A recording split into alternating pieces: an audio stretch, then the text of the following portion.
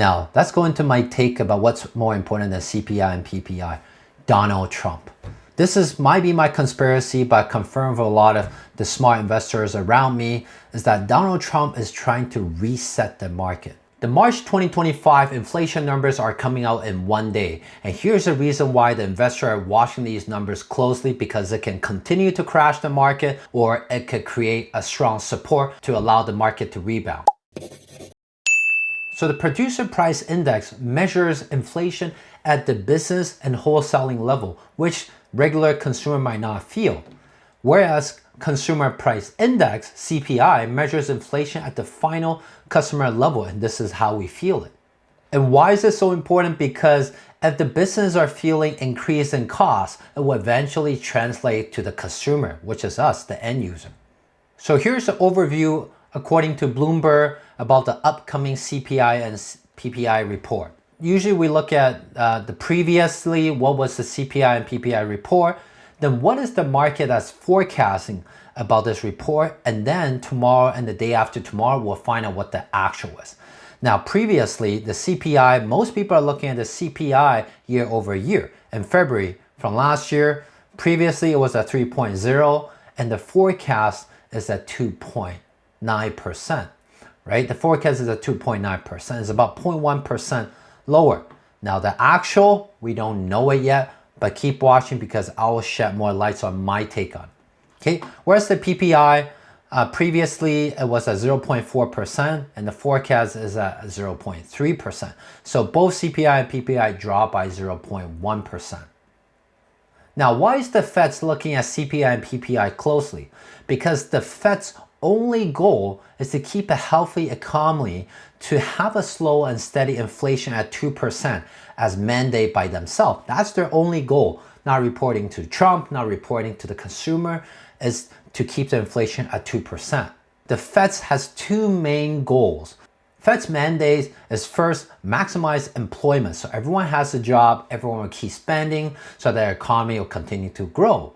The second mandate is that to keep the price stable, because if the price is stable, we don't have a hyperinflation like what happened in Argentina, what happened in Venezuela, where everyone tried to exchange the money into something more tangible. We don't want that to happen. So the Fed wants to keep the inflation rate at 2% by balancing the price stability and the employment rate. Now, we briefly talked about the expectation and recent trends of CPI and PPI, but now we're going to dive into deeper.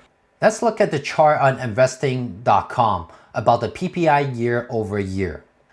You can see that this is the chart. I can actually move this. This is between 2020. Let's look at 2019 to 2025.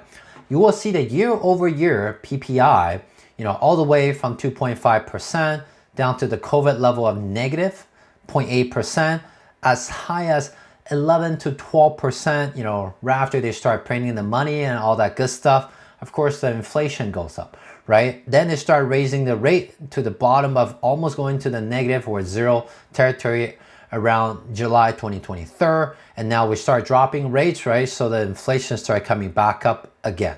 Here you will see from 2020 to 2025, there's actually fluctuation, right? COVID was the lowest. Before they dropped, the interest rate was the highest.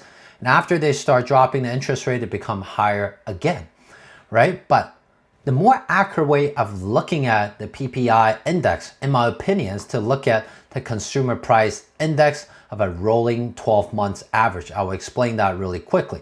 From February 2024 to January 2025, you will see that the trailing 12 months, which is taking the last 12 months average of all the PPI, CPI number and average it out, we can see that the PPI or CPI level are dropping from 3.6% all the way to below 3.0%. So it's actually trending downwards. Whereas if you look at year over year, right from February 2024, which is here, to here, is actually trending upwards. So that's very interesting, right? So the Google AI has been my best friend so far. They explain that while both PPI year over year and rolling 12 months figure measures the price change over time, the key difference is that year over year specifically compares the current month price to the same months in the previous year, whereas the rolling 12 months calculate the average price over the past 12 consecutive years. So essentially providing a more smooth out view. Now, What does it really mean? The key point is that year over year provides a direct comparison between the current month and the same month in the previous year. So that could be very volatile, reflects the full impact of any sudden price changes in the previous year. Whereas the rolling 12 months calculates the average price change over the past 12 months, smoothing out short-term fluctuation. And this offers a more stable view of price trends, especially when dealing with seasonal variation. So there you have it. In my opinion, I'll look at the trailing 12 months data more often because it's actually smooth out and tells me the real trend. But the market, unfortunately, is looking at the year over year and seeing all these fluctuations. So don't get confused. Look at the trailing 12 months average. Okay. The next thing I want to point out is the number of S&P 500 companies that are citing recession and that relationship to the S&P 500 index. For people who doesn't know S&P 500 index, this is the biggest 500 companies in the United States, and the S&P 500 index is tracking all these 500 companies' stock price. So you can see that the numbers of S&P 500 companies citing recession, starting from, this is Q1 2025, doesn't really matter, right? This is Q1 2020. You will see that there's a spiking 200, more than 200 out of the 500 company and the S&P 500 are citing recession. As COVID happened, every companies are facing this unforeseeable challenges where the entire economy just come to a halt. So all these companies are citing recession. And then slowly they go down as Q2, Q3, Q4 go back to normal or recovery, right? And then again, the companies, all these S&P 500 companies come out and cite recession again is when the Feds are raising their rates, right? Throughout COVID, they were dropping their rates and now they're raising their rates starting here again. Okay, so when they start calling, oh, we're gonna raise the rates, of course, what's the impact of that is that the company who has debt, trying to grow their market share or trying to grow their customer base or trying to invest in their future growth, they're borrowing money, right? So if the Feds increase the interest rate, that means the cost of borrowing and the expense for these companies will significantly increase. And that's why these companies are holding their pockets really tight and do not want to throw in new investment. That's why they're citing recession again, right? So you can see from the history, first time is when COVID happened, the economy froze. The second time is when the Fed's starting to raise rates. So these two times are when they call it the recession. Now, I found a really interesting correlation between the numbers of S&P 500 companies citing recession and the actual S&P 500 index stock price. So let's take a look. Q1 2020 and Q1 2022. Now let's take a look. This is S&P 500 chart. This, you can see that Q1 2020, right? The moment COVID happened, the stock price dropped right at the bottom. The company started reciting recession. And the next sign that started happening, guess what? That's Q1 2022. When the Fed started raising the rate and the company comes out and said recession, and the stock market plummeted again. Now this time around, and this time what's causing the market drop is because Trump is playing the tariff war. If you guys haven't reviewed that video, I have one video previous to this one that's talking directly about Trump's tariff. So go review that video after you watch this one. This time around it's the tariff war and Trump's volatile cards that he's playing. He's throwing all these threats at different countries, threatening the world to become deglobalization. As you all know, the earning report is lagging about 3 months. So whenever the companies start reporting their previous earning report and call for a recession, a lot of time the stock market bottom already achieved. This happened in 2020, this happened in 2021, 2022, and I believe it will happen this time again. So by the time 3 months from now, when these S&P 500 companies come out and announce about the recession that's happening, we will already see the bottom or near the bottom. We just don't know whether we're going into the bottom or right at the bottom or coming out of the bottom. But just knowing that there's a 3 months delay, and I expect the same thing to happen this time. That being said, how does CPI and PPI report impact the markets? I break it down into stocks, real estate, bonds, and commodities.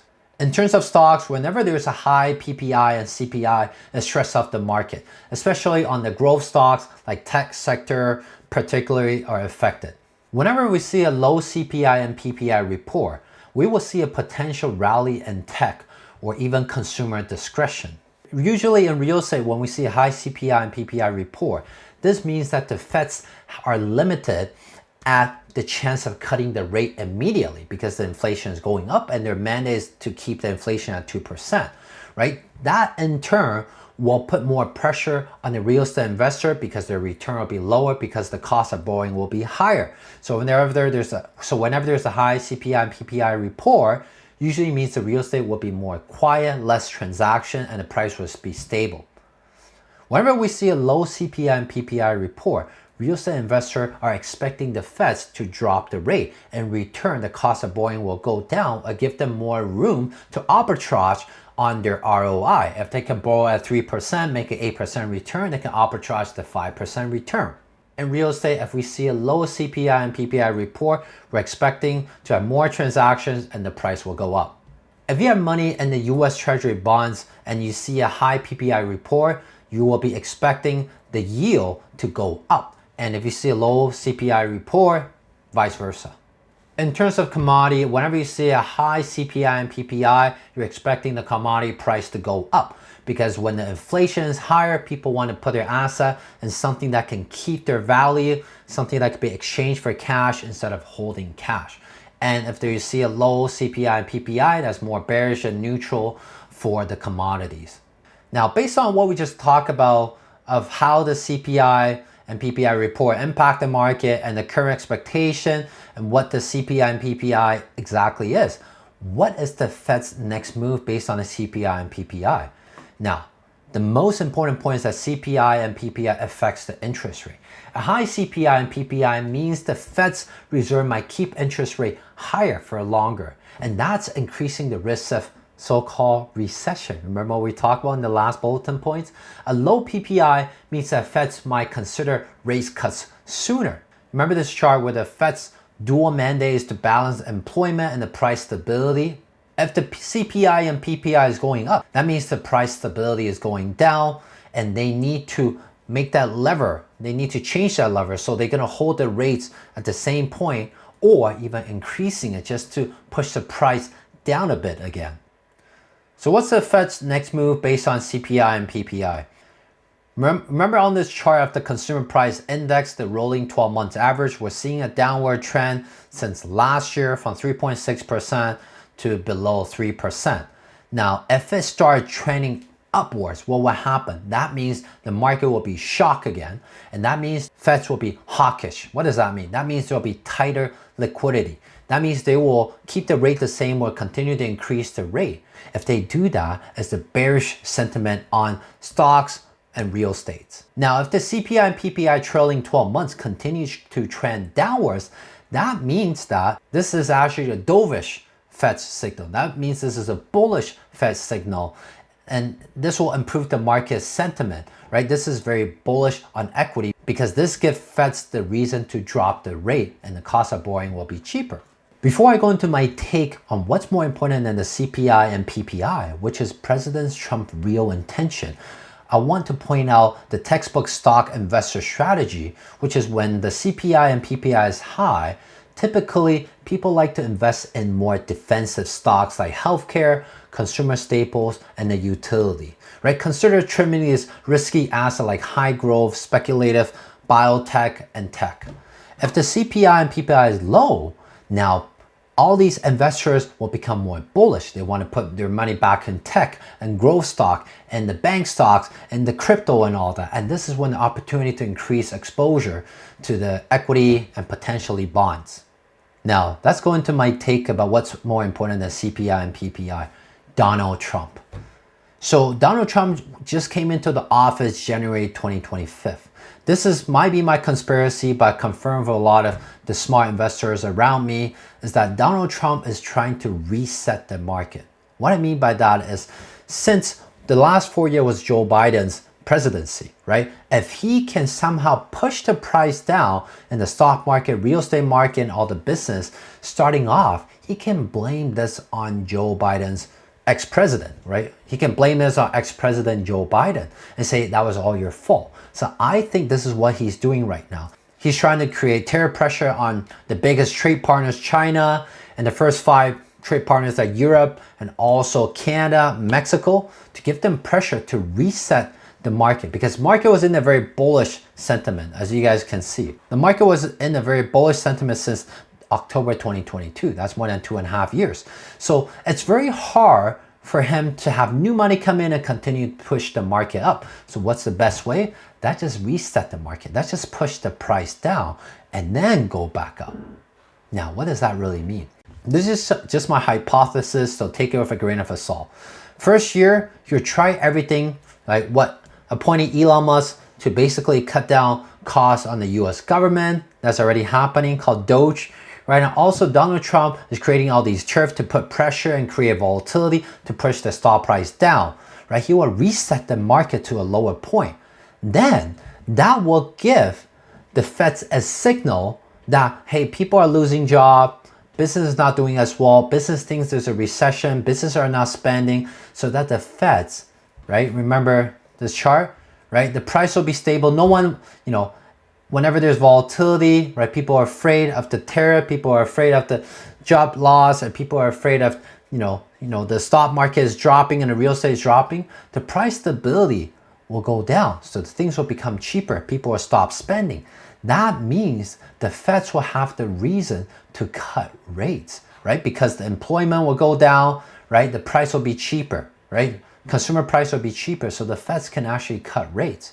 Guess what? Second year, or first to the second year, the Feds will start cutting rates. And this is what Donald Trump is actually looking for, because he has a lot of money in stocks, crypto, and real estate, right? So he wants to reset it and then push it back up. Because right now, Feds do not want to drop rate, because the Feds is like, hey, this teeter-totter is doing really well. There's no point dropping the rate. We're going to hold the rate. Trump is like, well, if you hold the rate, our expense continue to go up. The economy won't grow. You need to drop the rate, Feds, right? So that's what's really happening. Now, coming into third and fourth year, right? After it dropped the rate, the economy, the stocks, the real estate, and the business will all thrive because of the low interest rate environment. Just to take a note, I do not think the interest rate will drop to the COVID level of near zero, but it will drop maybe 1 to 2%. So to summarize all this is that first year, President Donald Trump will try to reset by creating a lot of volatility through tariff and through casting a lot of fear on cutting a lot of jobs in the government. And the first and second year, the Feds will have no choice, or based on the factual data, Jerome Powell would drop the rate. And Donald Trump is exactly what he's looking for. After the rate has dropped, the third to fourth year, economy, stocks, and real estate and business will all be thriving and doing really well. And guess what? The first year, he can blame on Joe Biden, and he can come out and say, hey, you know what? Now that I take over, see, I told you guys to drop rate. Now the rate has dropped, and third and fourth year is like, under my supervision or under my leadership, Americans becoming great again. So please elect me again for the next presidency. I show you the proof. Again, that might be my conspiracy theory, but it really makes sense for me. So please take it with a grain of salt. If you enjoyed this episode, don't forget to give me a like and subscribe to the channel and turn on the bell. And if you agree or disagree with me, let me know in the comment section below. I'll see you guys in 2 days on the USA update. Take care.